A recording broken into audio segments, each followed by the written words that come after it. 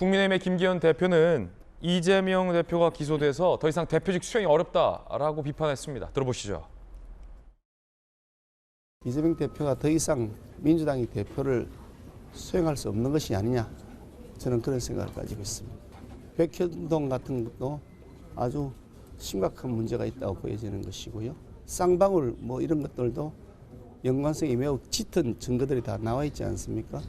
이재명 대표에 대한 추가 수사와 추가 기소가 계속될 수밖에 없는 것이다. 이재명 대표의 법정 출석이 더 많아질 수밖에 없다는 관측도 나옵니다. 공직선거법 위반 혐의 재판, 격주에 한 번, 대장동 위례 성남FC 의혹 재판, 앞으로 주 2, 3회 출석 가능성도 있다. 검찰이 추가 기소하게 되면은 더 재판 일정이 추가된다. 그러면 박성문 변호사님, 네. 얼마에 한 번꼴로 재판 법원을 가야 됩니까? 지금 기소가 됐잖아요, 또.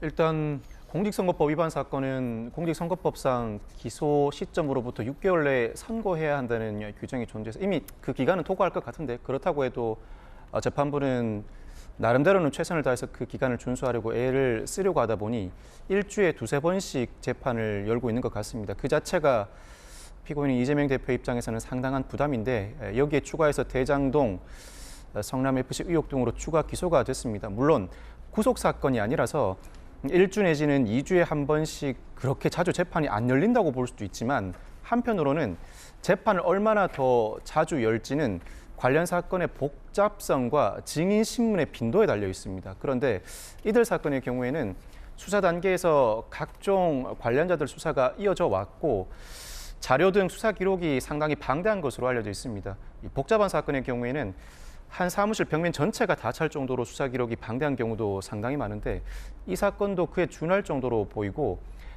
이재명 대표가 혐의를 전면적으로 부인하는 입장이라 검찰이 확보한 관련자들 진술 내용 유죄의 증거로 사용하는 데 동의하지 않을 것인데, 이렇게 되면 검찰은 수사 단계에서 진술한 관련자들을 직접 법원의 증인으로 출석시켜야 합니다. 증인 신문에는 통상 한 증인당 아무리 짧게 잡아도 1시간, 길게 잡으면 4-5시간씩 증인 신문이 이어지는데, 이 절차를 모두 소화하려면 재판부 입장에서는 1, 2주에 한두 차례 이상씩은 꼭 재판을 진행해야 할 것 같고, 그렇다면 매번 법정에 출석할 의무가 있는 이재명 대표 입장에서도 재판을 받는 것 자체가 상당한 부담인 것은 사실입니다. 한 개인으로서 이재명 대표는 상당한 스트레스뿐만 아니라 심적 부담에 더해서 일정상으로도 상당한 무리가 따른다고 평가하는 것 자체가 무리는 아니라고 봅니다. 그렇군요. 그러면 이양수 의원님, 당대표직 수행할 수 있습니까? 당대표가 사실은 굉장히 바쁘죠. 당의 여러 가지 당무도 있지만 그 당의 대표로서 국가의 여러 가지 일에 참여하는 일들이 있고요. 특히나 정당의 대표는 민생과 직결되는 그런 행사나 일들을 계속 추진해서 당이 정책 정당이고 또 국민과 함께 한다는 걸 이걸 보여줘야 되는데, 아마 민생 행보라든지 이런 거 굉장히 어려울 것 같고요.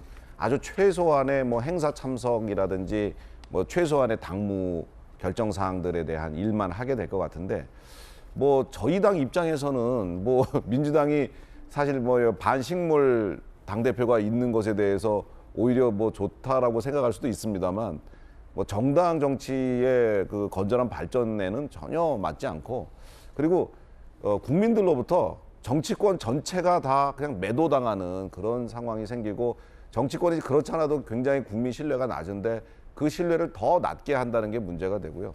이런 식이면 정치권에서 정말 국민들을 위해 좋은 일을 한다 그래도 이제 국민들이 신뢰를 잃어서 믿지 않을 그런 상황이 올 수도 있거든요. 그래서 이재명 대표는 본인 생각만 할 것이 아니고 당과 그리고 우리 정치권 전체 나라를 생각해서라도 정말 떳떳하면 재판 받아서 결백을 증명하시고 다시 복귀하시면 될 일인데, 이 대표직을 가지고서 너무 이렇게 하는 것은 정말 답답하고, 이제 이재명 대표한테 호소하는 거는 이제 시간이 지났고 할 마음이 전혀 없는 것으로 보입니다. 그런데 민주당의 구성원들이 나서야 됩니다. 아까 정치 훌리건들 민주당에 있는 분들 우리 당으로 보내주신다 그랬는데, 저는 두렵지 않습니다. 그런 훌리건들 우리 당에 와도요, 당의 그 문화라든가 이런 게 있습니다. 그래서 우리 당에서는 그런 훌리건들이 막 날뛰고 하고 해도요, 자정할 수 있는 저는 능력이 충분히 있다고 봅니다. 저희는 초선이라고 해서 당대표한테 싫은 소리 그대로 막 합니다. 그리고 당대표든 뭐 원내대표든 당의 지도부가 정상적인 범위에서 이탈을 하면 항상 그 당 구성원들이 적극적으로 의사개진해서 그걸 바로 잡는 문화가 있거든요. 그러니까 이렇게 특정한 팬덤이나 뭐 특정 세력에 의해서 좌지우지되는 그런 민주당이 되지 않으려면 민주당 구성원, 특히 국회의원들이 적극적으로 자기 의견을 얘기해야지. 저렇게 저는 당무위원회에서 100% 찬성이 나가지고 당원 80조를 무시하는 거 이런 것들은 정말 납득이 안 됩니다. 예.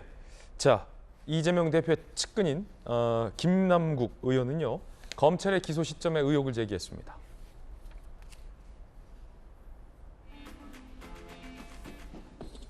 거시기하다는 거예요. 우연이라고 하기엔 항상 너무 거시기하다. 지지율 떨어지고 윤 대통령이 사고를 칠 때마다 검찰의 압수수색과 소환 조사 등이 있었습니다. 검찰이 호위무사 역할을 한 것으로 보입니다. 라고 주장했습니다.